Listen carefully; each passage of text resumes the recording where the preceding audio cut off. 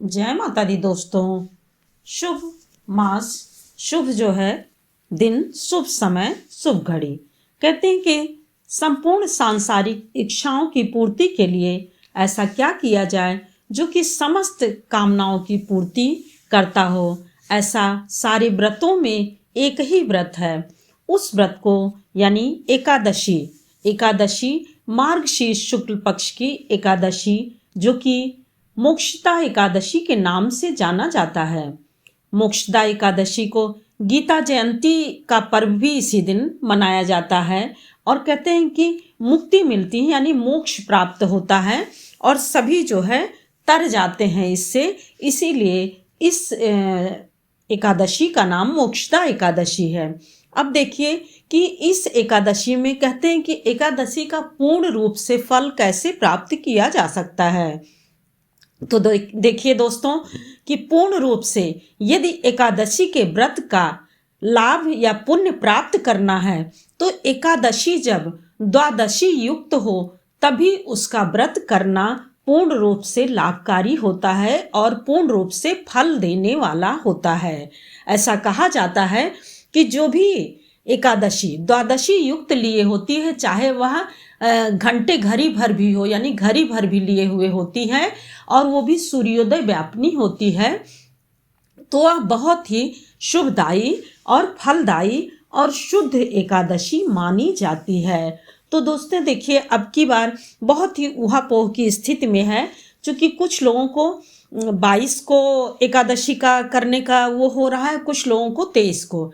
अब देखिए एकादशी तिथि आपकी 22 तारीख को यानी दिन शुक्रवार को सुबह ही 8:15 से लग जा रही है यानी प्रारंभ हो जा रही है।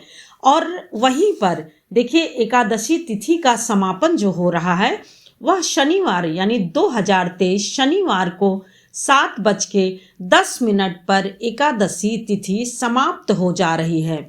परंतु अब आप ये कहेंगे कि 22 को पूरा दिन है, रात्रि है, फिर भी 22 को हम क्यों ना रहें। तो 22 को दशमी युक्त एकादशी है, इसीलिए दशमी युक्त एकादशी को शास्त्रों में पुराणों में मना किया गया है। उसके पीछे कथा भी है। इस प्रकार से 23 तारीख को यानी दिन शनिवार को आपका एकादशी तिथि शुद्ध सूर्योदय व्यापनी द्वादशी युक्त शुद्ध एकादशी शनिवार को प्राप्त हो रही है। इसीलिए सभी को 23 दिसंबर दिन शनिवार यानी 2023 23 दिसंबर दिन शनिवार को ही एकादशी का व्रत करना पूर्ण रूप से लाभकारी और पुण्यकारी प्राप्त होगा। अब देखिए कि 23 को जो लोग व्रत रहेंगे तो वह अगले दिन यानी 24 तारीख को फल वो जब पारण करने का समय है, तो आप देखिए कि पारण करने का समय हमें विशेष रूप से ध्यान देना है और वो भी जब हमारा दूसरे दिन व्रत हो तो और विशेष रूप से हमें ध्यान देना है। यानी जब मार्गशीर्ष मोक्षदा शुक्ल पक्षी की एकादशी शनिवार को यदि हम रहते हैं यानी 23 दिसंबर दिन शनिवार को रहते हैं और पारण उसका 24 दिसंबर रविवार की सुबह यानी सूर्योदय के पश्चात 7:20 से लेकर के 9:20 के बीच में आप कभी भी कर सकते हैं। यह आपके लिए अत्यंत ही अच्छा है और इसीलिए 23 तारीख को रहना बहुत ही शुभकारी है, क्योंकि यह हरिवासर मोक्षदा जो है यह शुद्ध एकादशी है। कहते हैं कि ऐसी एकादशी जल्दी प्राप्त नहीं होती है जो कि संपूर्ण सांसारिक इच्छाओं की पूर्ति कराती है। अब देखिए कि एकादशी जो कि पहली बार मन में सोचे तो ये तो कई वीडियो में बता चुके हैं कि पहली बार एकादशी अभी नहीं प्रारंभ करना है, अभी थोड़ा सा रुक करके प्रारंभ करना है यानी होलिका दहन के बाद ही जो है आपको नई एकादशी प्रारंभ करना है, या तो आप इसके पहले कर लिए होते तब फिर।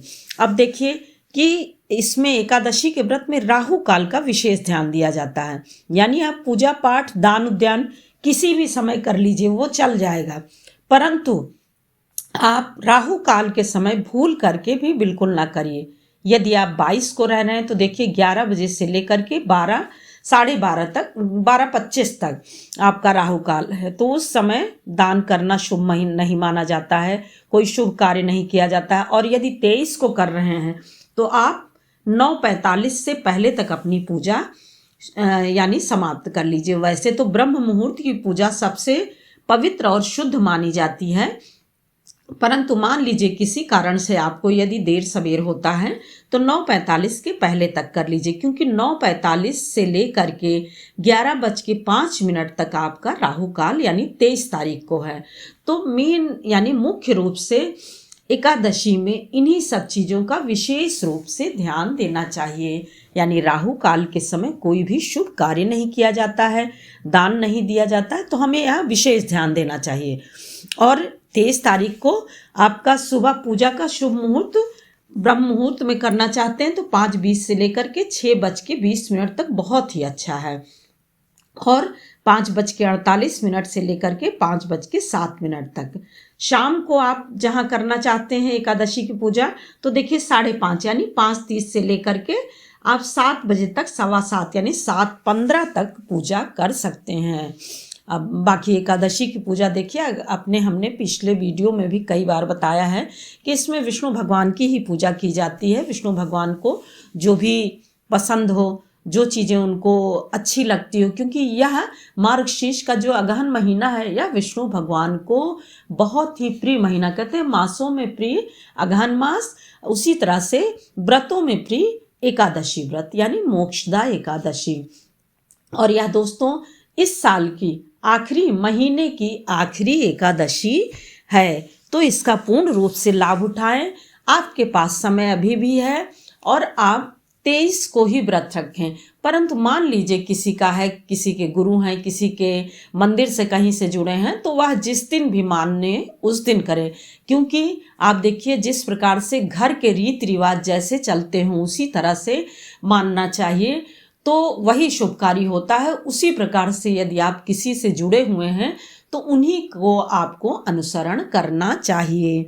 जय माता दी दोस्तों, फिर मिलते हैं एक और नई जानकारी के साथ। तब तक के लिए लाइक करिए, सब्सक्राइब करिए और बेल बटन अवश्य प्रेस करिए, जिससे कि नोटिफिकेशन सबसे पहले आपके पास पहुंचे और आप किसी भी चीज़ से बिल्कुल छूट ना जाए। कोई चीज़ आप अवसर रहते हुए ही उसका पूरा उपयोग पा सकें।